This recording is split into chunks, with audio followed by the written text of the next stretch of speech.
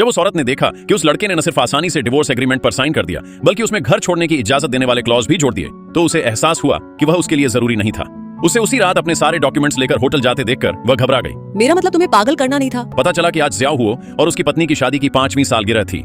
उसने खुशी खुशी दोस्तों और परिवार वालों को बुलाया था और लू शांगेंग अपनी पत्नी के लिए एक बड़ा सरप्राइज तैयार कर रहा था। ज़ियाओ हुओ ने कभी उम्मीद नहीं की थी कि घर लौटने पर उसकी पत्नी सबसे पहले उसके प्रोसेस करने से पहले ही डिवोर्स के लिए अप्लाई कर देगी। इस अचानक हुए बदलाव ने लड़के को चुप करा दिया। उसकी पत्नी ने कहा कि उनकी शादी आपसी सहमति से हुई थी और अब जब 5 साल का समय पूरा हो गया है तो उसने साफ साफ कहा कि अगर उसके दादाजी की गंभीर बीमारी और डिवोर्स सेटलमेंट के लिए उसकी रिक्वेस्ट न होती तो वे शादी नामुमकिन है। उसने तैयार डिवोर्स पेपर्स टेबल पर पटक दिए। आसपास खड़े लोग भी उसका मजाक उड़ाते थे, उसे घर पर रहने वाला जिगोलो कहते थे। उस लड़के ने कभी सोचा भी नहीं था कि जिशी के लिए उसकी 5 साल की लगन एक मजाक बन जाएगी। ज़ियाओ, तुमने भी सुना, मुझे एक ऐसा पति चाहिए जो जिशी का बोझ उठा सके, एक नैनी नहीं।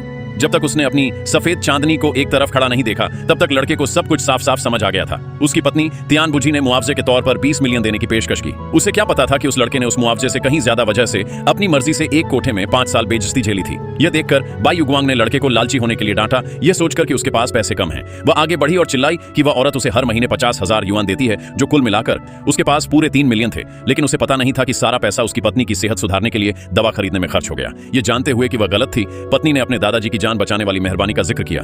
उसे क्या पता था कि अगर वह लड़का एहसान का कर्ज नहीं चुका रहा होता तो वह जिशी की मुश्किलों में उसकी मदद करने के लिए इतनी दूर क्यों जाता। उसकी देखभाल के लिए सब कुछ छोड़ देने की तो बात ही छोड़िए। यह देखकर सफेद चांदनी ने अफवाह फैला दी कि वह सिर्फ जिशी के शेयर्स के पीछे पड़ा है। लेकिन उस औरत को घमंड से लगता था कि उसने जिशी की सारी डील्स पक्की करने के लिए बहुत मेहनत की है और उसका उस लड़के से कोई लेना देना नहीं है जो सिर्फ कोडिंग करना जानता था। लड़का पूरी तरह टूट गया था। उसे आखिरकार समझ में आया कि सफेद चांदनी वाली औरत सच में कई बुराइयों वाली औरत होती है और उसे कभी नहीं रखना चाहिए। उनसे और बहस करने में आलस आ रहा था, इसलिए उसने पक्का इरादा करके डिवोर्स पेपर्स पर साइन किए और उनके दरवाजे पर गया।